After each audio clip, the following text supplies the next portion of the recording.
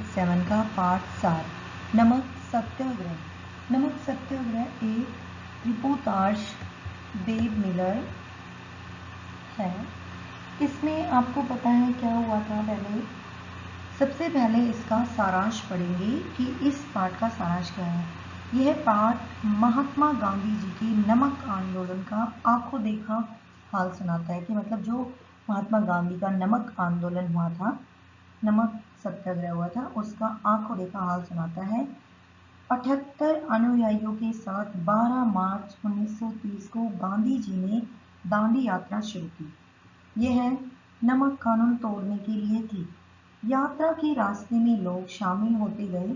नमक भंडार पर पहुंचने पर उन लोगों पर लाठियों से हमला किया गया कि बहुत खून खराबा हुआ था। इसमें लाठियों से हमला किया गया। गांधी जी को गिरफ्तार कर लिया गया।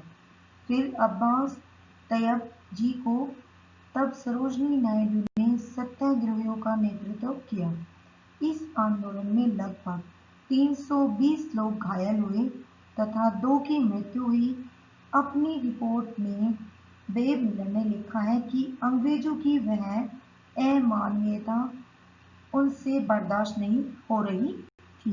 ये बिल्कुल एक सत्य घटना पर आधारित है। पढ़ते हैं इसके बारे में आप।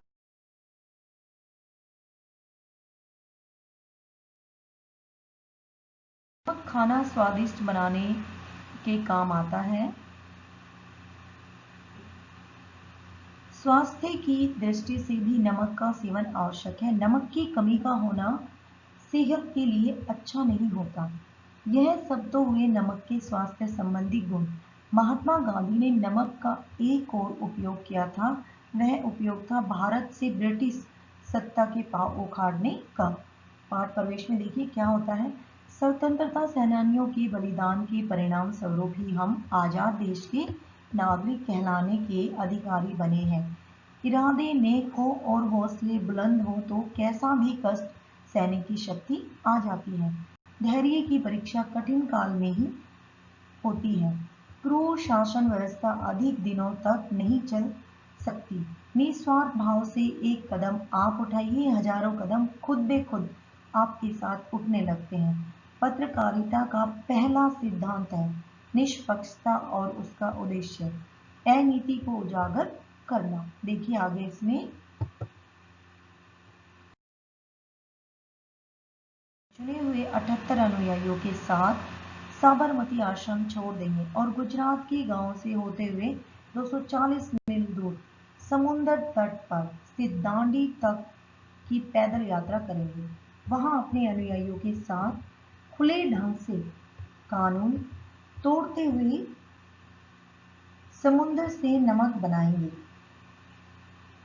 गांधी जी की दांडी यात्रा के साथ साथ देशवासियों में राष्ट्रीय चेतना की एक दिव्य सी दौड़ गई।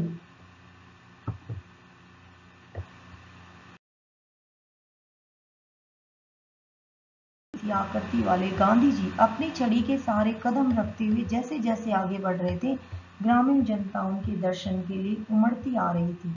वह नमक कानून तोड़ते जा रहे थे। सरकार द्वारा कर टैक्स लगाने के कारण रोज की जरूरत की एक चीज की कीमत बढ़ गई थी। स्वयं सेवकों के झुंड आकर उनके साथ होते गए कि जैसे जैसे वो इस यात्रा में आगे बढ़ते गए होता गया। यह इंडिया में गांधी जी ने भारतीय स्त्रियों के चरखे पर सूत काटने और अपने घरों के एकाएक से बाहर निकलकर विदेशी वस्तुएं और शराब बेचने वाली दुकानों और सरकारी संस्थानों पर धरना देने का आग्रह किया था। इसके पहले बहुत कम औरतों ने सार्वजनिक किस्म की राजनीतिक प्रदर्शनों में हिस्सा लिया था। उनमें से भी अधिकतर या तो चिरंजन दास या मोतीलाल नेहरू जैसे राष्ट्रीय नेताओं के परिवार से संबंधित थी या बड़े शहरों की कॉलेज छात्राएं थी। इस बार अपेक्षाकृत बहुत ज्यादा औरतों ने आंदोलन में हिस्सा लिया और अपने को गिरफ्तार कराया।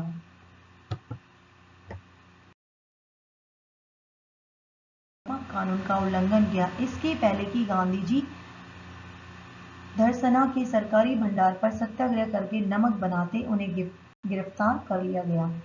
उनकी जगह पर अब्बास तैयबजी आंदोलन के नेता हुए, उन्हें भी गिरफ्तार कर लिया गया। दूसरी नेता आग उगलने वाली कवियत्री और राष्ट्रवादी सरोजिनी नायडू थी।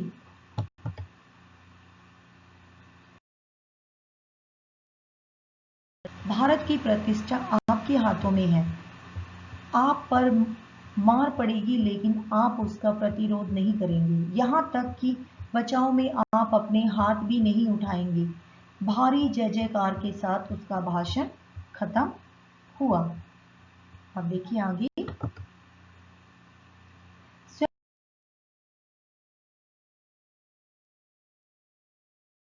शांति पूर्वक आधे मील की नमक भंडार की यात्रा पूरी की। नमक के भंडारों को चारों ओर से यानी पानी भरी खाइयों से घेर कर रखा गया था। उसकी रखवाली के लिए सूरत पुलिस के 400 सिपाही तैनात थे। उन्हें आदेश देने के लिए आधा दर्जन अंग्रेज अधिकारी थे। पुलिस के पास 5 फुटी लाठियां थी जिनके सिरों पर लोहे जड़े थे। कटीले तारों के भीतर जहां पर भंडार था 25 बंदूकधारी जवान खड़े थे।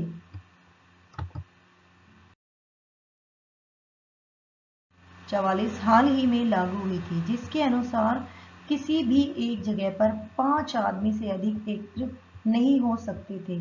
पुलिस अधिकारियों ने यात्रा करने वालों को तीतर बीतर हो जाने का आदेश दिया। एक चुना हुआ दस्ता चेतावनी की उपेक्षा करता हुआ चुपचाप आगे बढ़ा। देशी पुलिस के दर्जनों जवान आगे बढ़ते हुए स्वयंसेवकों पर झपट पड़े और अपनी लोहे जड़ी लाठियों से उनके सिरों पर बेतहाशा मारना शुरू किया। उसके बाद स्वयंसेवक ऊपर नहीं उठाया। मैंने असुरक्षित खोपड़ियों पर बरसती हुई लाठियों की घातक तड़तड़ाहट सुनी। इंतजार करती हुई भीड़ हर तड़तड़ाहट के साथ स्वयंसेवकों की सहानुभूति में आहें भरती रही। दो धब्बे फैल गए। जब पहले दस्ते के सभी लोग गिर गए तब स्ट्रेचर वाहक झपट कर वहां पहुंचे और आहतों को उठाकर ले गए। पुलिस ने वाहकों से छेड़खानी नहीं की। तब तक दूसरा दस्ता तैयार हो गया। नेता उनसे आत्मनिर्णय रखे रहने की पैरवी करते रहे। सेवक आगे बढ़े। इस बार उन्हें उद्बुद्ध करने के लिए कोई गान, कोई जय जयकार नहीं हुई। ऐसी कोई संभावना नहीं थी जो उन्हें जख्मी होने या मरने से बचा सके। पुलिस झपटी और उनसे विधिवत और मशीनी ढंग से दूसरे दस्ते को धराशायी कर दिया। मैंने एक के बाद एक 18 आहतों को उठाकर ले जाते हुए देखा। 42 जख्मी अभी भी जमीन पर पड़े हुए स्ट्रेचर वाहकों की प्रतीक्षा में थे। उनके शरीरों से खून बह रहा था। कई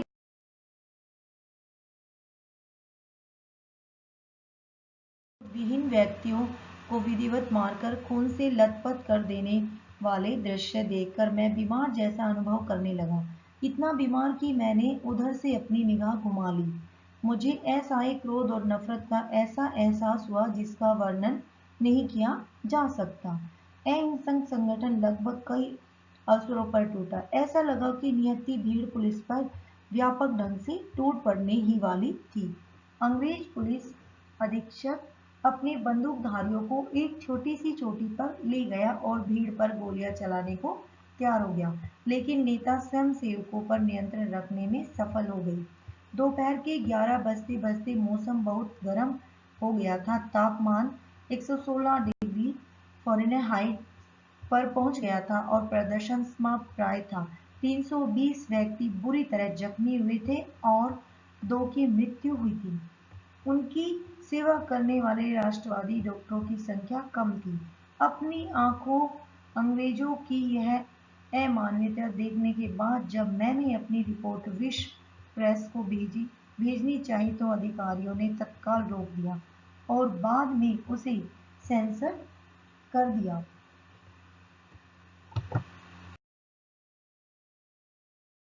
पाठ कैसा लगा आपको नमक सत्याग्रह? यह एक सत्य घटना पर आधारित है। इसमें अपने देश के अंग्रेजों से आज़ाद कराने के लिए महात्मा गांधी ने अपने स्वतंत्रता सेनानियों ने कितना कष्ट सहा था। अगर फिर भी आपको ये समझ में नहीं आता तो आप मुझे कमेंट बॉक्स में लिखकर सेंड कर सकते हैं।